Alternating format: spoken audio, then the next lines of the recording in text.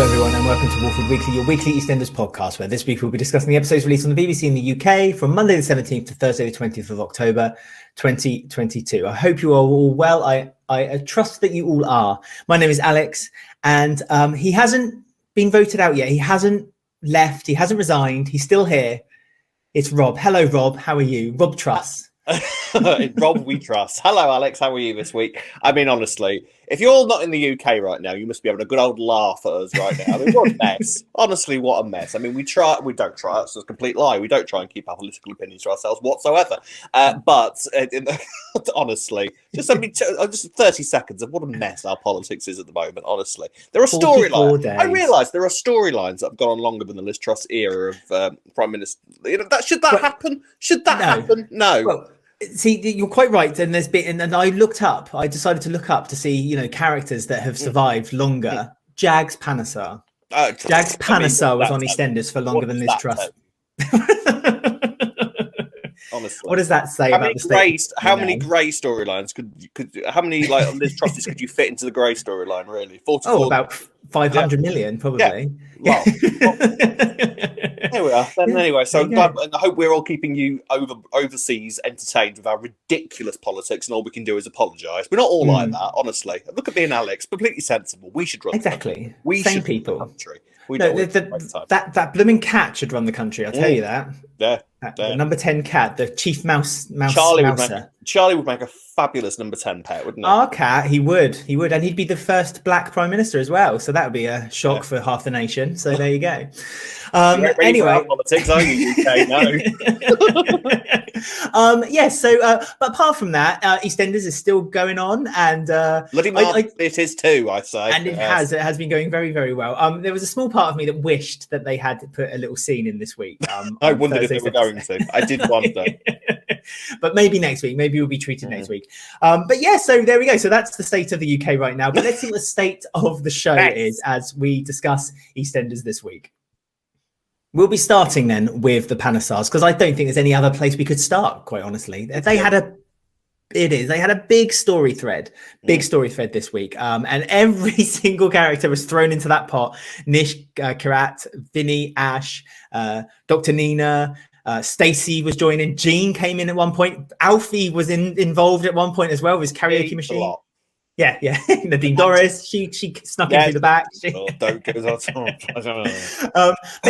basically the story are kind of unraveling. The family trying to get to terms with the fact that their dad has this secret, but that he murdered, but not perhaps on the terms that he said he murdered on. And he's adamant now that Suki convinced him to kind of not be too honest with the family because she thought that it would hurt them. Whether he's telling the truth, we don't know. But there was that scene, obviously, afterwards when he met up with Ravi, and he kind of declared that Kheerat wasn't his son anymore, and he did war on his oldest son. I think Vinny and Ash are quite safe right now, but poor Kheerat feels like he's kind of losing his grip on his siblings, isn't he? And he shared that concern with Stacey, because he also said with Stacey that she's the only one who seems to understand and believe him right now. But how long that lasts, we don't know either. But yeah, a lot going on with them, isn't there? I love it. Now, first of all, we should address the fact that Suki is in Mumbai, Alec.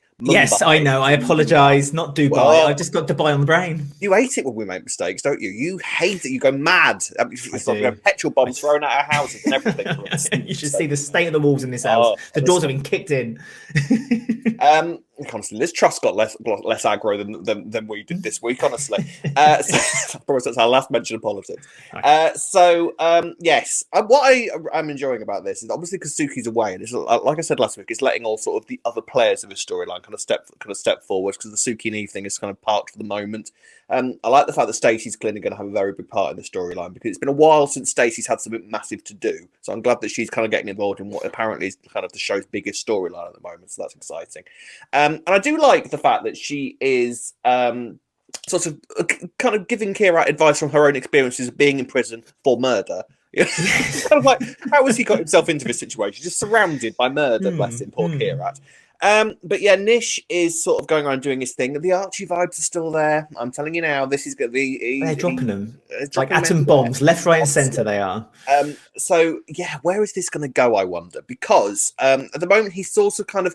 The kids at the start of the week, Kheerat managed to persuade them and told them basically everything that Suki had said, minus a few details. And Vinny and Ash are kind of horrified by the idea that he murdered this man in kind of in a jealous rage. Now, the one thing about this guy is that Kheerat apparently kind of worked out who he was. It was a neighbour. So all this kind of theory we had about it, was it a woman or was it? Is it no, he did exist, this guy. This all happened. So all of this was true. And Kheerat is sort of our dependable witness throughout that. So we know that this guy existed and that it was a guy. So what? Because there's lies here somewhere. I know there's lies here somewhere. Suki's told lies somewhere along the line, and Nish is obviously lying now. I don't know what those lies are though. It's confusing and it's kind of tickling at me because I want to know what's going on. Which part is the truth and which part is being fictionalized? Yeah, I mean, it's obvious that Nish and Suki are both desperately trying to get their children's trust and their love, and it looks like Nish seems to be winning. The only one he's not convinced yet is Kheerat, and that could be to his could get into a lot of trouble because he's not playing along. Exactly, he's not playing along, and Ravi is there to step in if he needs to. Ravi is getting quite a bit of information or trying to be persuaded from the other side by Dr. Nina to try to kind of push the agenda with Suki as well, because she wants Suki to it looks like she wants Suki to kind of take the fall for the death of Ranveer. Yeah, I think she does. Now, there was an interesting scene between Nina and Ravi this week. Ravi, it seems now, is just being kind of pushed. He's feeling really pushed out by his own father, which is now basically the second time this has happened to him, because it's not like Ranveer was a particularly great father figure in his life anyway. So now he's lost him, and now he's got this other guy who is basically using him as well. So Ravi's kind of feeling really pushed out at the moment, so that's going to cause him to lash out at some point. But there was an interesting scene between him and Nina where they basically kind of spoke about what the plan actually was, because I was kind of wondering, like, well, what is Nina's involvement in this? What exactly are they actually up to? And it seems the idea was that Ranveer was supposed to die at some point. It's not happened a bit quicker than they were kind of predicting. They as you do, but they stepped in a little bit. Yeah, a little bit. But Nina's not in the slightest bit bothered. She's planning on reporting Ranveer missing this week, and the idea apparently was to kind of get rid of Ranveer at some point, and then they could take the money that Nina would have been owed as his wife, and then kind of run off into the sunset together. That appears to have been the plan. And obviously now Ravi is kind of getting himself a bit more emotionally connected to everything that's going on in the square than was originally intended. So that's causing Nina problems. I mean, does Nina know like how long a insurance claim takes? Because if they're reporting that Ranveer is missing, it takes years unless the police are convinced that Ranveer has died. There's no way that an insurance claim would pay out. So she could even in the world of soap.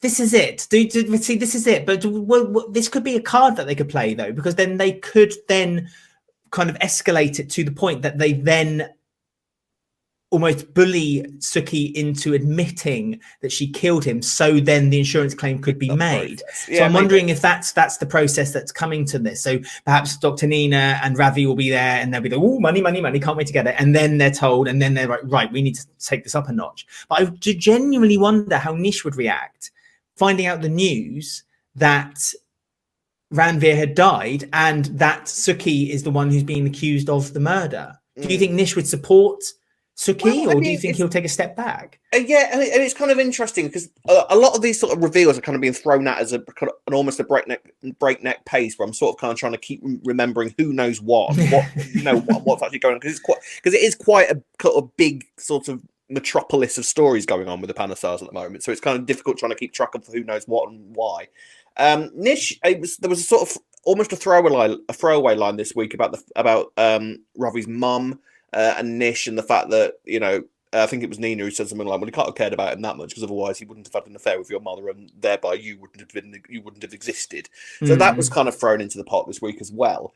I think where this story goes from here is sort of Ravi sort of lashing out at people. He's obviously still really annoyed with Kheerat. He's kind of pleased that Nish has sort of seems to have come around to his way of thinking about Kheerat. So that sort of war is now going to start between Ravi and apparently Nish as well, and he's going to start manipulating things. And the idea, presumably now, will be to kind of keep Kheerat out of the way because he's the only one that's kind of causing problems for them at the moment. So what I'm really looking forward to is when Suki returns and lays eyes on Nish for the first time, because she has no idea whatsoever that Nish is back on the scene at the moment.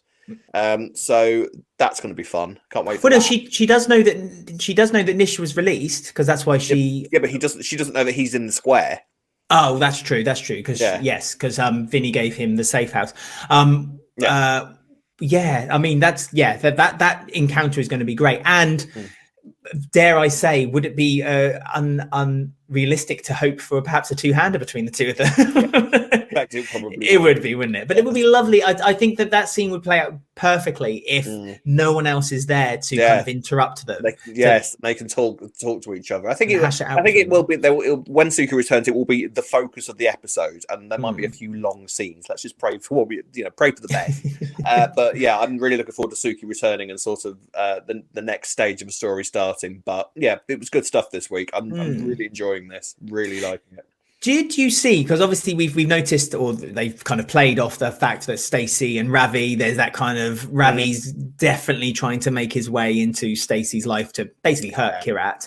But did you see there was a little bit of a communication, a chemistry between Nish and Stacey as well? Do you think Stacey is off on her old tricks again? I think Stacey's going to Stacey very soon with someone, isn't she? Stacey. The thing is with Nish, it's either going to go in the direction of Archie, or it's going to be sort of Max Mark II, isn't it? Where she kind of goes after the dad. So either way, it's Stacey's going to Stacey. And I'm looking forward to seeing that play out because Stacey hasn't had something really sort of big to do for a little while, so it's about time that Stacey got herself involved in a big storyline, and it's the best storyline on the show at the minute. It's the biggest storyline on the show at the minute, so there's no better place for Stacey to find herself, I think. So yay. I agree.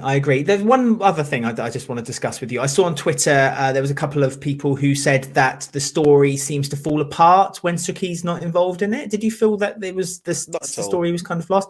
No, I didn't feel like it was. I felt like the story kind of it found its thread quite quickly throughout the week. Well, yeah, but the thing is with this, because it's such a big story, and because there are so many different characters involved in it. Yeah. You know how sometimes stories can sort of have a break for a little while and then kind of come back? The thing is, there's so many different characters involved in this storyline that elements of the story can take a break, but then other parts of the story can kind of step forward. So the massive sort of story machine itself never actually stops moving, which, again, a while since we've had something like that to talk about. So the way it's all been kind of constructed and built is really, really exciting. So yeah, I can't wait to see what happens next. Same. It is bloody good. Bloody marvellous. Blooming lovely. As usual, if anyone has any comments they'd like to discuss about the stories, comment below if you're watching us on YouTube, or if you're listening to us on Spotify, Apple Podcasts, or any of your favorite podcast apps, you can get in touch with us on Twitter at Walford Weekly, or Instagram and TikTok with the same tag. Right, let's get to the next story. Next up, then, is a tiny, teeny, weeny little story. So smaller than the reign of Liz Truss. Yeah, this discussion will go on longer than the reign of Liz Truss, and that's the last mention we'll do of this. I promise. Done.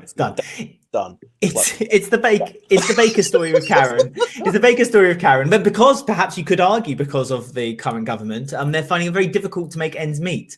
They're working their little socks off. They're working very hard, making all the money that they can make, possibly in their 48-hour contract that they've signed away, so they can do more hours. And gosh, I don't know what's happened to me. But they're not making any money, and there's loads of gigs are being cancelled. So Finley isn't getting any work, and Felix isn't working extra hours. All that kind of very social issues right now. And so it's been decided that Finley and Felix will move out, but they had to convince someone who's wearing Halfway's hat, incidentally, that they didn't want to move in to Chelsea's house, and they are now roommates with Chelsea and Whitney. But Whitney doesn't know yet, so presumably she'll find out next week. Where has she gone? They've just heard someone that Whitney is away at the moment. She's got to see Bianca or something. Don't bother coming up with an excuse. Whitney's not here, all right? That's all you need to know. Stop asking these questions, for goodness sake. They don't put the plot holes together. Just ignore them. But it's fine. To be fair, it's fine because it's a nice surprise for Whitney when she gets back. It will be a nice surprise. Are you looking forward to this new house, number one Albert Square? Yes, I am actually. I'm quite pleased that Felix and Finley are sort of getting in that group because they were sort of. This is the thing. The Taylor's flat was becoming, like the TARDIS. That Slater's house does. Like, just throw anybody in there, and this whole kind of one floor flat will squeeze all of these people in somehow, or 2-story flat, or whatever it is. So yeah, I'm pleased that they're sort of getting themselves into a house. The whole theory we had about Gray's house sort of kind of going away for a little bit and then having a new family or whatever move in, that's gone. Chelsea and Whitney apparently are going to stay moving in there, and now they've got Felix and Finley moving in as well. Which, yeah, I'm excited because this means that it will give Felix and Finley a chance to actually start having some stories of their own. They're in their own little unit now. And we've seen how Felix and Finley are working quite well with that sort of demographic of the square. They've got mates. Whitney gets on with them absolutely fine, and she fancies Finley, so I don't think she's going to be that bothered when she gets back and finds who her new roommates are. She likes Felix and she fancies Finley, so everything will be fine, I think. But I'm looking forward to it. I am. Yeah. It's a nice unit, like you say, and they're all of the same age range. We haven't had that in a long time. You know me, I like young people in debt. Sort of like, it sort of reminds me of like sort of the arrangement they had with Ben, Donna, and Jay and Abby when they all lived together a few years yes, ago. With the Abby post-it note. I'll never forget that storyline when Abby was getting round up because they wouldn't have separate cupboards, and then so they put post-it notes around the whole square. Yes, I'll never forget that storyline for some reason. Yeah, I think it will be a play. I think Whitney will feign kind of like oh no, boys, but then kind of Finley will come out the shower with his top off, and she'll just be like, oh yeah, boys. I forgot how much I like we'll them. Be happy. Everybody will be happy. All right, everybody's happy. I just fear for Finley. That's all I get, because as soon as Whitney gets her little nails into people, it's not even little, are they? Talons Whitney has. Do you remember when she pinned that guy to the ground and literally held her? Yeah. Wild scratch your face off. I want those talons to be a thing in Whitney's character. Like Tanya Turner in Footballer's Wives, just massive talons. Oh, that would be fantastic. Marvelous. What's going to happen with Karen and Mitch, though? Because now they're on their own in the flat. Bernie's obviously still there. But again, Bernie's kind of gone a bit like, Bernie, get out of the bathroom. Bernie, you're taking too long in the bathroom. That's kind of her place at the moment. She just spends, I think she ate a dodgy kebab. I think that's what happened this week with Bernie. Yes. So, I mean, well, the idea with the Taylors seems to have been that it was kind of having more people in the house was kind of causing the money problems that they didn't. So it kind of works out for them. So I don't know, because obviously they're sort of floating this sort of cost of living crisis thing around the square a little bit. You kind of suspected that the Taylors at some point were going to have an aspect of that, because that's sort of what they represent within the show, isn't it? The sort of the working class. Yeah, the working class sort of lower earners. So it doesn't surprise me that they were involved in that. I don't know whether they will continue to be, or whether they have just basically used the cost of living crisis as an excuse to move the characters around a little bit, and then we might not hear from it again. I don't know. It depends. Do you think that sort of storyline could be a long runner? Do you want to see a long running storyline where the characters are affected by that? It comes back to a discussion we've had in the past about sort of real life issues kind of in the news affecting soap characters. So would you want to see something like that going on long term? I was about to say the same thing, because there was that huge discussion on radio and with us, and like we'd say, like, we moaned about they didn't talk about COVID, but should they have reflected that the COVID was actually happening, other than the fact that people can seem to be walking like 2 meters away from each other all the time around the square. I mean, with a story like this, I think it's quite important to show it. I always argue it's meant to be a mirror on society. Soaps are meant to be. Obviously, they have their ridiculous stuff. Look at Emmerdale Week this week. Oh my god, Emmerdale Week this week is just. It's like they've put Valium in them, isn't it? Flying caravans, really. We know about some stories, but honestly, they've put like 3 years worth of stories into this 1 week which block. An anniversary, 50th anniversary, the sort of thing you should do. I think they've gone too far, though. Flying caravan. I mean, honestly, there's so many cows chasing them. No, the cows. I didn't mind. I thought the cows were all right. The cows were okay. Good. And I thought the cows actually was quite. I'm going off a complete tangent here. I thought the cows were quite distinctly Emmerdale. Like, not even Hollyoaks to squeeze a cow stampede into a storyline. They try. A flying caravan, because the wind was so heavy in this storm that it picked up a whole caravan and threw it as a character. I don't know whether that's quite logical myself, but that's just me. I just had a problem that they had too much in such a short space of time. It's like that you're old and you can't handle too much stimulation at your age.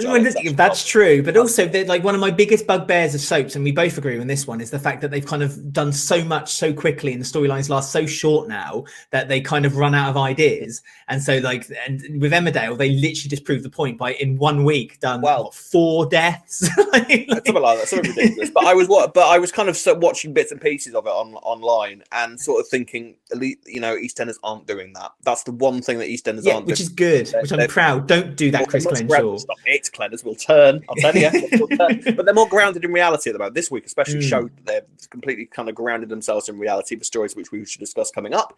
But as long as they never go quite that mad, because I think it all just went a little bit Hollyoaks. And I'm not criticizing Hollyoaks because Hollyoaks does its thing, and it works for its audience. It's established. Hollyoaks is firmly tongue in cheek. But I don't know whether sort of Emmerdale should be one of those soaps that are trying to kind of do that sort of tone. I don't know. Like I say, nothing to do with EastEnders whatsoever. But if you want to talk about the Emmerdale anniversary, please stick a comment in the section below. We'll join in. Why not? Why not, indeed. And also, just to quickly circle back to what you asked me, which is about the cost of living, whether we should talk about it. Yes, I feel like this is a story that they should talk about. And there we go. Anyway, next up is our third story.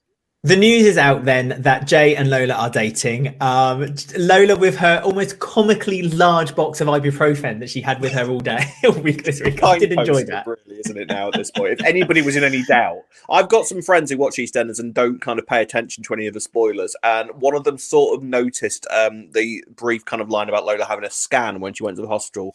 And then was like, is that something to pay attention to? I was like, well, I don't know. I don't know. I don't discuss spoilers with you. You banned me from doing that. And then they sort of was just like, the size of the box of ibuprofen, like a suitcase of ibuprofen that she's carrying around with her at the moment. It's sort of something's going on with Lola. They said, and it's like, I'm afraid so. Yes, just hilarious. Lola's getting bad headaches, very very bad headaches. And if this getting wobbly, dizzy, getting a bit dizzy. It's and every time there's a line spoken between Jay or Lola or anyone else, they say, "Oh, we got the whole world." Green goes dark. It's like a solar eclipse. We've got all our lives ahead of us. Don't you worry, Lexi. Your mum won't go anywhere. Jay and I are going to be together forever. She's going to be dead by Christmas. The way it's going with all this foreshadowing. Really, I know. But yes, as you say, the secret's out about Jay and Lola. That didn't last very long because Martin wanted to take Jay out on a lads' night so they can meet some women. Lads. And they met some lovely girls when they were out. And Lola wasn't happy about it because Jay's a stud. I have a feeling that the writers have started fancying Jay because every opportunity they get now, Jay's even naked, or they're talking about what a banging bloke Jay is. Literally, they're obsessed. They love it, and I'm very full on here for this era of Jay being a stud. For it, yeah. I love Jay. So the secret is out now. Lexi, bless her, was very cross that she was kind of kept in the dark about this. Ben was loving it. You can tell, honest to God, that Lexi is Ben's daughter. They have so many similar personality aspects, don't they? They're little brats. They're self-entitled, and very demanding. Lexi wants a pony. She wants to be taken to Lapland for what exactly? Because they were trying to kind of make her happy, because Lexi felt like she doesn't like being kept out of the loop, and it's her mum, isn't it? So she kind of, but it did feel like for me a bit like a bucket list, of things to do before you die. Yes, yeah, possibly. Yes, we'll get a special episode film from Lapland where they can't afford special guest appearance from Santa. Yeah, it would be nice, but they're just going to throw a load of polystyrene at the cast, aren't they? Snow machine, get them out. Yeah. Oh, bless them. I mean, not a huge amount to discuss with this week. I think this is now because of the sort of massive box of ibuprofen that Lola is currently carrying around. It suggests that this story is going to start really kicking into gear in the next week or so, I think, isn't it? Yeah. So Lola is presumably going to get a call from the hospital or fall over or something horrible is going to happen, and then she's going to discover what exactly is going on with her and why she's been having these headaches. And it's going to be sad. I'm sort of enjoying Jay and Lola being happy for the moment because that ain't not lasting long, is it? No. Do you think they're going to have time to? You've been saying from the start about this sort of Lola being pregnant thing. Do you think they're going to have time for this, or do you reckon it's going to kind of be quite fast forward? Because it does seem to be escalating quickly, doesn't it? Now, how ill is she? Well, big box of ibuprofen ill is she? You know, she's almost like she's rattling because she's got so many pills inside of her. 48 pack ill. That's how bad she is. She is, and that's a lot. Yeah. Sorry, I just can't get over the fact that scene when she opens the door and she's just got that giant box of ibuprofen. She's like that. Honestly, it's huge. Can't stop thinking about it. It's just so funny. It'll take her longer to get through that box of ibuprofen than Liz Truss was in power, and that's. I think that I don't think it's a Christmas ending. I think it might be a February ending because they tend to do big things like that. So I think it would be nice to try to drop it into kind of the anniversary week of EastEnders. That's where I think. But I think I've kind of scrapped the idea now that she's going to have a baby. Yeah, she ain't still going to be around in 9 months' time, is she? It's just we got that. I've got that vibe. It's not going to happen. I mean, I don't want them to rush through the storyline, and I don't think they will because this isn't this is the era that we're in now. It seems to be so far, famous last words, but it seems to be an era that sort of is quite happy to sort of take its time with stories at the moment because already we've got quite a few sort of long runners being set up, haven't we? So that is hopefully a good sign moving forwards. I'm not expecting it to be, Lola still be around in a year. Ideally, I think something like this, I'd have her die like next Christmas or something like that. But it's not going to take that long, I don't think. But we'll see what happens.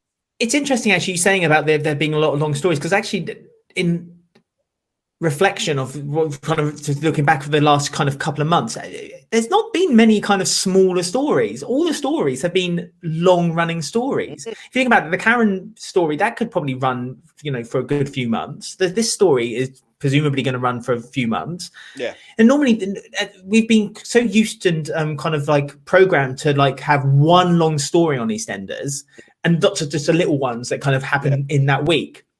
Block storytelling, some people used to call it. Yeah. And so it feels like such a refreshing change that we're all both saying to ourselves, oh, I wonder how long the Panesar story, probably a couple of years, that'll be a good length. Oh, I wonder, the story we're going to talk about Amy in a minute, that's going to be probably a good half a year, I would imagine. That'll be a long arc. This story, just 3 months perhaps then, if we're going to be, realistic with that giant box of ibuprofen. Then it's nice that we've got that all that time. And it's nice, it's just as a silly little thing also to add, that at the end of the episodes this week, we didn't have one BBC Action Line number come up. Well, I was very surprised that we didn't have one. I know, I was shocked. I was like, oh no, BBC Action Line, they don't care anymore.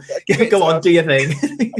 Not bothered. But I think we will be getting them soon because it's interesting actually, because we were talking about issue storylines last week and how it's been refreshing that we haven't had one for a little while.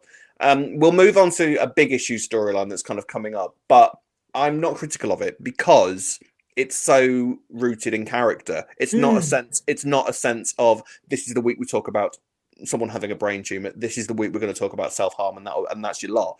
This is something that's kind of they're long runners, and they're actually putting the care and attention into it. And as we move on to the Amy storyline shortly, it's such a relief to be able to say that I 100% trust the team that we've got at the moment to do this right. It doesn't feel just sort of ticking a box. It doesn't feel sort of face value. Yeah, there we go. We talked about it. Honest, you can't say that we didn't. It feels like they're actually doing the storyline properly and doing it a service, which is how it should be. So we should move on now to the Amy storyline. So as Rob had quite rightly said, we're talking about Amy's story now, and her and Denzel had the house themselves, were going to sleep together. Jack found out, bit of a hulky type rage, slammed Denzel across the room, and he then had to apologize for it. But then a few other threads then came along with it. Jack got thrown out of his house, ended up kissing Sam. That got discovered by Denise. Denise then starts showing a bit of jealousy toward his relationship with Chelsea as well, because he found Chelsea's bra. But that all gets explained away as we'll discuss in a moment. But the most important story here is obviously the Amy Denzel story, and front row center of that is Amy, that she's now, the school's found out. I think Nugget has kind of been leaking a bit of information. She thought that Lily was the one, because Lily was the one who told Stacey that she found out that Amy had planned to have sex with Denzel, told Stacey passed it on to Jack, and then that's where the whole ruckus began. Denzel weighs about £1, I think, because the way it's thrown across the room. Lola's ibuprofen box is heavier than Denzel, it would be. Yeah, absolutely. I mean, you know, Amy's life has taken a bit of a turn now because the whole school has found out. She's constantly getting messages on social media. She says her whole life has been destroyed because of it. And that's led her down a bit of a darker path, one that's much darker than we first thought it was going. My goodness, EastEnders. Now then, this is a topic, isn't it? This is going to be rough. Wow. So, I mean, I did not see this coming whatsoever. And I want to compliment them first of all for signposting a really obvious story that we thought we just assumed was coming, because we're smug EastEnders fans that think we know everything. And we thought that this was heading towards teenage pregnancy storyline. It seemed so obvious. And then at the last second, they veer off into a very different direction. So fair play to that, because I did not see this coming whatsoever. I am surprised, and I'm not complaining, but I am surprised that they didn't signpost this a bit heavier, because sometimes what they do with something like this, these sorts of storylines that are quite triggering, is sort of warn us that it's coming, which is understandable. And I'm not necessarily criticizing them for not doing it. I'm just surprised they didn't do it in this instance. Apart from at the start of the episode on Friday, where we were suddenly given a warning that this episode contains themes about self-harm. And it's kind of like, what? What? I know. I was really shocked by that announcement at the beginning as well. But like you, I'm not complaining that one of my biggest bugbears, and I've said it on the show 100 times, is that they hold our hand into stories, and I don't want my hand held. It's never been EastEnders' way, has it? It's never been the way that EastEnders has done its thing. And what I've always thought, that EastEnders hasn't kind of gone into this thing that the ITV soaps do, where literally every episode of Coronation Street and Emmerdale that you watch has a pre-warning by the announcer saying this episode contains scenes that some viewers may find upsetting, and every single episode the soap seem to have that now on ITV. Like all the episodes this week on Emmerdale have contained scenes of distress that some viewers may find upsetting. I was distressed watching it. Have you been affected by a flying caravan? If you have, then this episode's going to be very triggering for you. My mum has been chased by a cow. There's a story for you. There you go.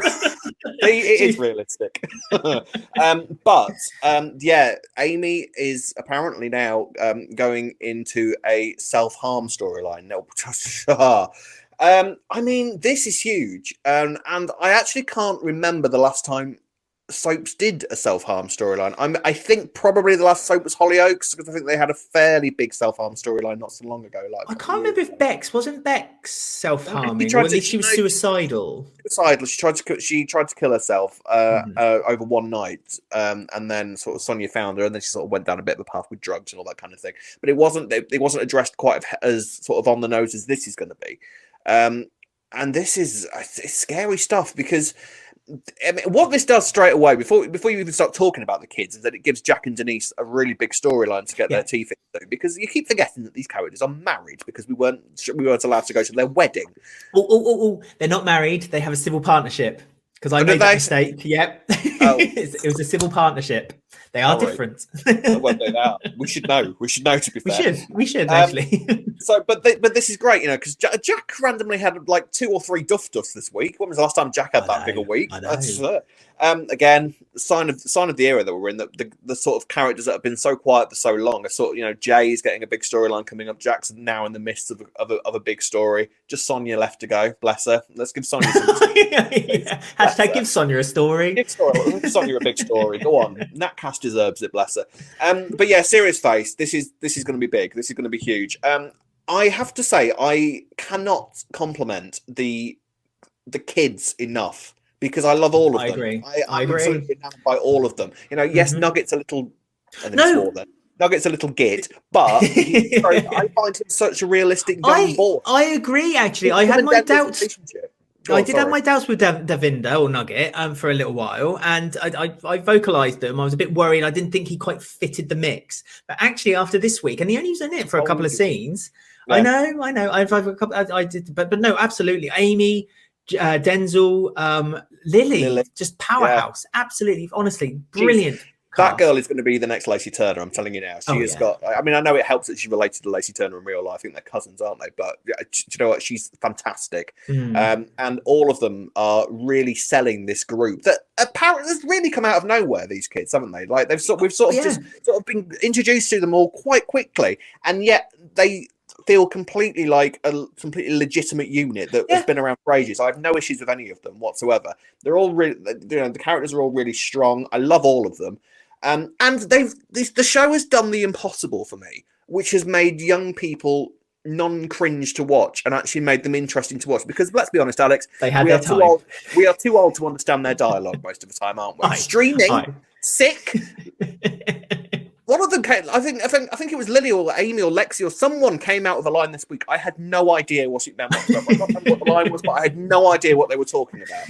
And that often is quite awkward to watch for older people because it automatically makes us think: do young people talk like this? Is that the thing? Yeah, I doubt it. But do you know what? I don't with this lot.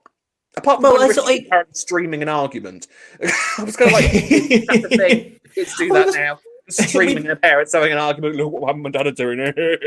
I think that's the thing, isn't it? Kids want to document everything. To be fair, it's not the guilty for just kids. There's also mums on Facebook who like to do that too. They like to, or middle-aged white women on Instagram. They like to document every single little thing as well. But it's just one of those things. But it's the way that young people are being written. I think it's there seems to be a huge leap. I mean, a few months ago, we were ripping a new one for the show at that scene when they were dancing in the park and Will was going, yeah.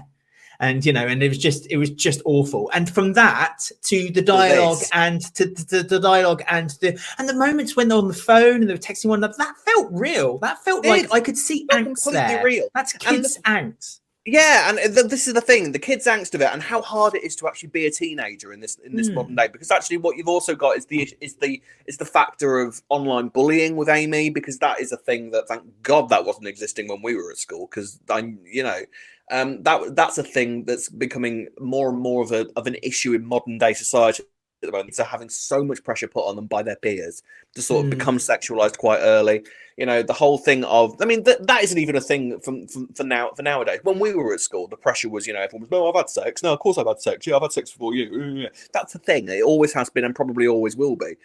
Obviously now, with the dawn of social media, that becomes so much more amplified, which is being so brilliantly demonstrated by this storyline in itself.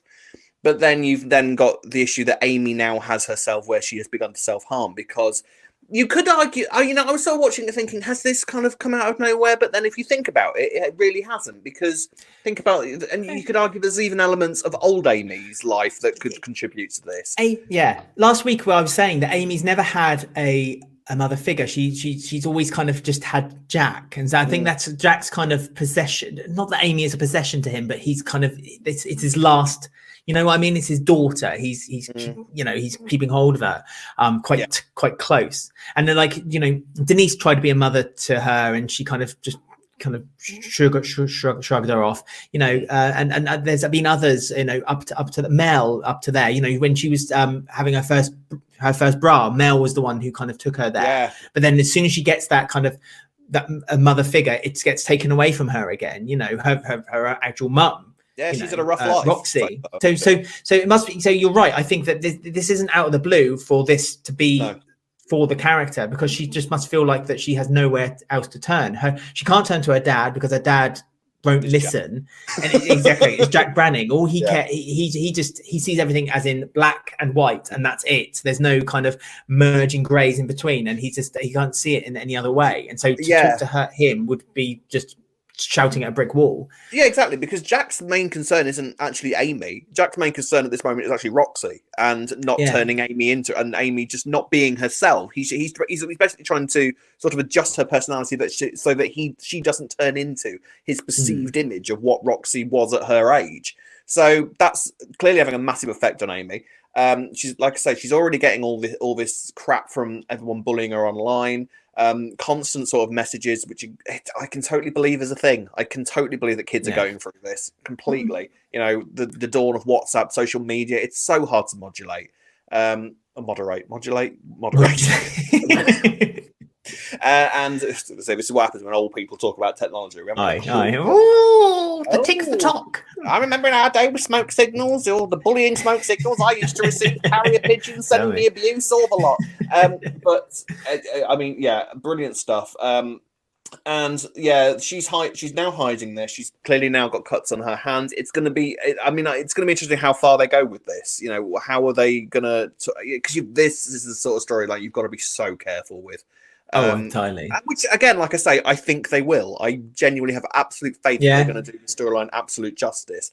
Because it's a big topic. It's a hard topic to discuss. It's exactly the sort of storyline that EastEnders should be doing, because that's the sort of storyline that EastEnders is known for. Mm-hmm. This seems to be, I would argue, Clennan's first big sort of issue storyline. And we've been using the phrase issue storyline so disparagingly over the past year or so because they've been thrown at us with such regularity that they've sort of lost all meaning.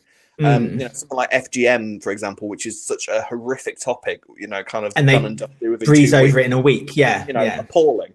But something like this, I don't think they will. This is going to be their first sort of tester with that. And at the moment, I have complete faith that they're gonna do it. Touch wood that I'm not wrong with that, but I don't think I will be. I think I've got absolute faith in it. This is going to be Ellie Dad, I think her name is, first sort of big scenes with Amy. She's going to do her thing, completely showing, all the prediction that you had all these weeks ago. Amy's been recast for a reason. This is the reason why she's been recast. So, yeah, fair play. Yeah, looking forward to it, but eek, as far as that's all I can say. Eek indeed. Just going to quickly discuss the story between Denise and Jack, just quickly, because I feel like there's a reason why they're kind of planting doubt in Denise's mind, and I wonder if the reason they're planting that is that later down the line that Jack will maybe turn to someone else, because I don't know, with this story kind of evolving, is this going to be like Jack's going to find it very difficult to cope with it as well, and perhaps then find another shoulder to cry on? Would it be Denise's shoulder, or is Sam just playing with Denise because she's got nothing better to do, to be fair? Yeah, well, I mean, I think there is an element of that. I think Sam is sort of just enjoying winding them up because she obviously still fancies Jack, and I think she's sort of enjoying watching Denise sort of flounder around, sort of having doubts about her civil partner. And I mean, it seems mad at the moment because I was quite happy to go into this discussion, sort of talking about the mystery of who was sending Jack the messages, and have no idea what was coming on at the end of the week. I was kind of initially a little bit disappointed that the mystery of who was messaging Jack wasn't sort of dragged out a little bit longer. I was kind of like, I was quite enjoying this. Like, who is? I was like, it's Roxy, running Roxy. It's back from the dead. Yeah, but at the end of the day, as soon as it was Denzel, you kind of think, well, actually, that wouldn't really have warranted the massive drag out because it's kind of obvious. Obviously, it's the sort of thing that Denzel would do. So that's fine. The paranoia Denise is starting to have, it's not just been this week. There was a scene last week or a couple of weeks ago where she was sort of where Chelsea and Jack kind of made her raise an eyebrow. So I wonder if this is going to be more about Denise and sort of like her first sort of experience of being with a Branning brother, because like it or not, Jack and Max were brothers, and how much of Max's personality is actually in Jack. We've seen Jack throughout the years. It's just as bad as Max in a lot of ways. No, it's like Sam mentioned, he went through all the Mitchells and now he's going through all the Foxes. It's the Branning way, isn't it? Yeah, how long for the Branning brand.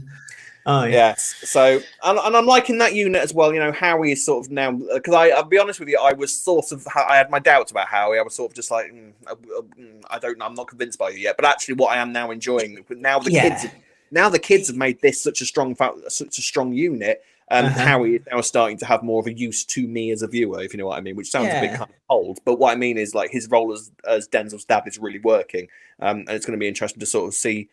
Because a storyline like this, an issue like this, it can affect so many different characters. So that's going to bring all of the kids into play, all of the parents into play. Can't wait. Yeah, really good stuff. Exciting stuff. Lovely. Well, there we go. That was this week of EastEnders. And we have one email this week to discuss. So we might as well just go storming through it and get to I Ain't One to Gossip. You know me, I ain't one to gossip. So, as always, thank you for everyone who gets in touch with us for the I Am On to Gossip section, or just to say hello. Hello, everyone. Hello. As I say, you can get in touch with us on our email, alexwalfordweekly@gmail.com or robwalfordweekly@gmail.com. And this is exactly what Life of Mustafa had done. He has written... It's a good name. He said, "Hi, Alex, Rob, and Ben. I just wanted to give my thoughts of EastEnders recently. So we're firmly in the Chris Crenshaw era, and I think it's fair to say that there has been drastic change to the soap since he took over in July. The community spirit is back, and things aren't feeling as rushed as they were. On the podcast, you've raised and you discussed Oates' overall involvement with the soap. I think it's clear now that Oates' involvement on the day-to-day running of the soap is actually less than we all thought. I say that because there has been many notable changes to the soap. Even during her transitional period, caretaking era, you could see wrongs being rectified somewhat and preparing the soap baton to be passed on again. I do think that Chris was the breath of fresh air that the show needed. Even the Duffs have that element of being on the edge of your seats again. I also wanted to flag up the speculation that I thought of regarding Stacey and the Panesars. When Nish went to Hope's birthday party, there was a moment where Stacey joyfully smiled and looked smitten with Nish and was chatting, and when he was chatting to Hope. Do you think this could potentially be another version of the Max, Stacey and Bradley affair, but this time with Kheerat and Nish? I feel like Nish would do something like this, as he clearly doesn't have respect for women, and I think whilst he's going to work to get Suki back, he'd be getting with Stacey at the same time. What are your thoughts? My goodness, there's a lot to unfold there. So where do we start? I mean, first of all, what you were saying about Kate Oates and her involvement in it. I mean, this is the thing. We're never going to know exactly what. I've always sort of been kind of mystified by what Kate Oates' role actually is in the soap. Like, what does she actually do? What is her job? Because people have said that. There's been a distinct difference between the Johnson era, Kate Oates' individual era in between, and then Clennis's era. Obviously, Clennis's era we are really loving at the moment, and everything's going marvelously. And we were somewhat critical of Johnson's era. We had a few things to say, but the Kate Oates' name has kind of been a constant throughout all of that. So I don't know. I never know sort of how much credit to throw her way and how much sort of disdain to throw her way in that kind of. No, I never know. I must say, I had noticed when York and the Oates, York and Sen era, the transitional period, I noticed there was a Kate Oates moment there. And I did notice it when Sen and Clenner's bit, there was like a month or two there as well. And I did spot that too. But I spotted it more just because it didn't feel like anything was happening. As Mustafa had quite rightly said, it felt like it was a caretaking. It was like just doing the motions, doing the right things for that time.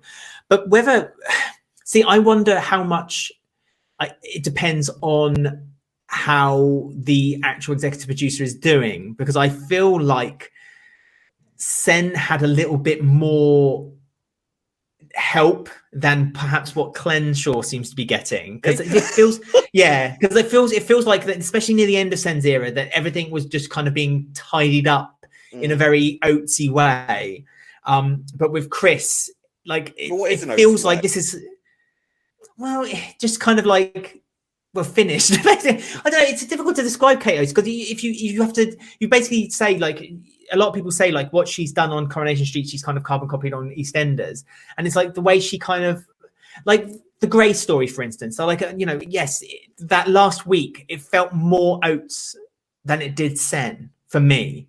We don't know because it felt because of what she did with the I forget the serial killer's name now on Coronation Street, and how his final week. Pat Phelan. How his final week, it felt. I rewatched those again recently, and kind of every now and then I kind of thought to myself, this feels very much like Grey's last week, if that makes sense. So it's like it's one of those things that it feels like Kate Oates, but I can't quite say why it feels like Kate Oates, if that makes sense. I think there is an element of because I think what happens with fans in different eras, the Uber fans, I mean, the ones that pay attention to the credits like we do, the weird ones. There's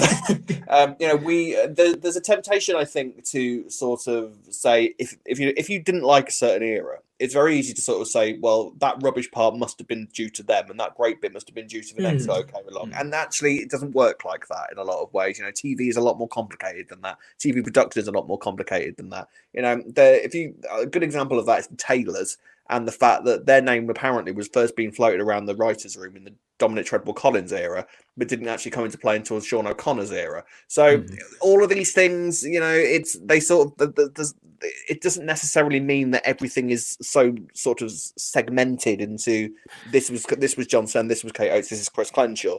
So it's difficult to know. All right, all I have to say is that I think it's whatever is going on in the production team at the moment, it's 10 times better than it was, and everything's great.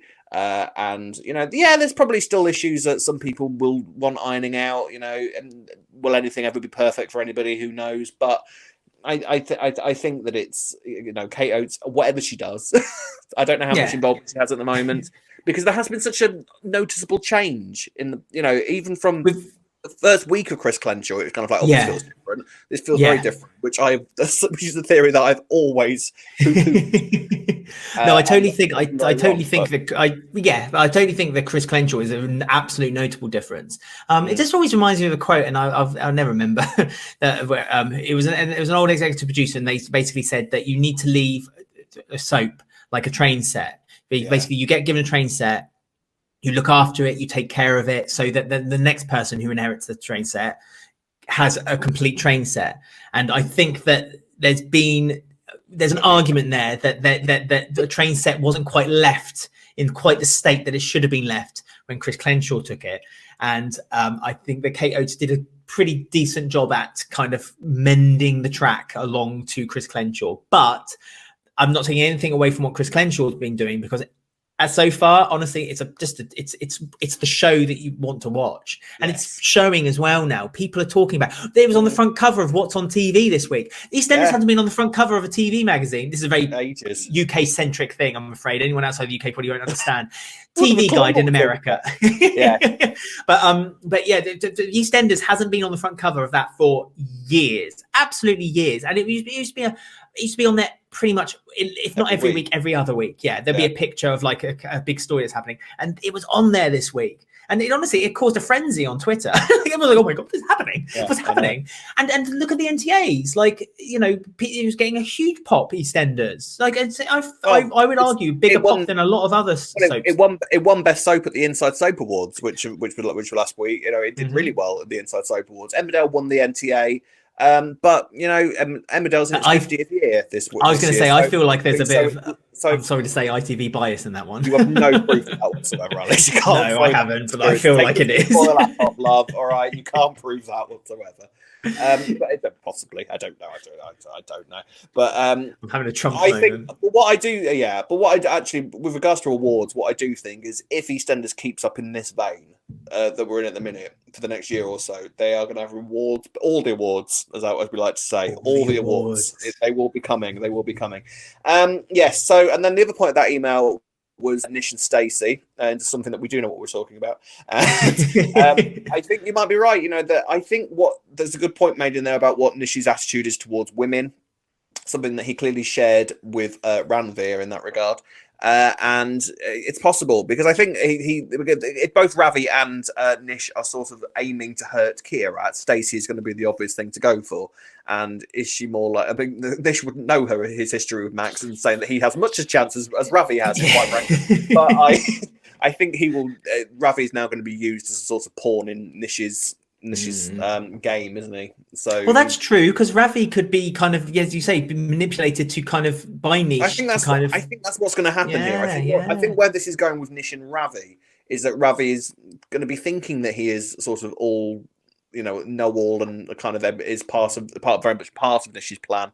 Whereas I think that what actually is going to happen is that Nish is just going to use Ravi throughout the entirety of the process. And I think if we do end up going into an era of Who Killed Nish, which long term is my prediction for where this might end up in a couple of years' time, if Nish is still around in a couple of years' time, is that Ravi will be very much responsible for that. He will be key. I think Ravi's going to be one to watch over the coming months and years. Oh, absolutely.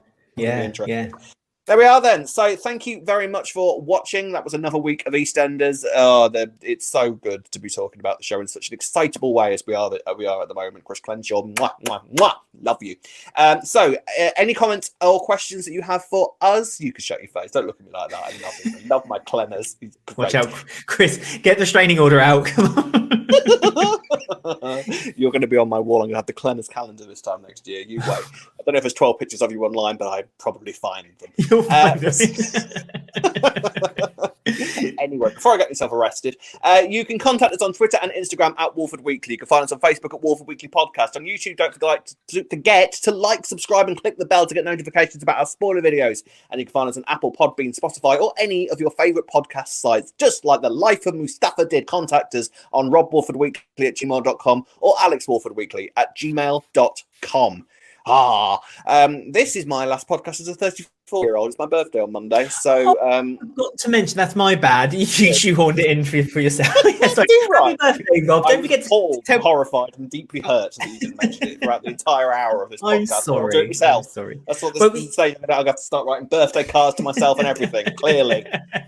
Well, you can have a party as long as the reign of Liz Truss, can't you? You can It'll have be a longer 44 day. You won't have a hangover, bless her. Party getting you nothing compared to Rob's birthday, I'm telling you. Nothing whatsoever. So until then, until I next see you as a 35-year-old, I can see the midlife crisis just coming on the horizon. Honest to God. It's goodbye from this old man. And it's goodbye from this young, sprightly old fella over here. You wish. See you next week, guys. Bye. Bye.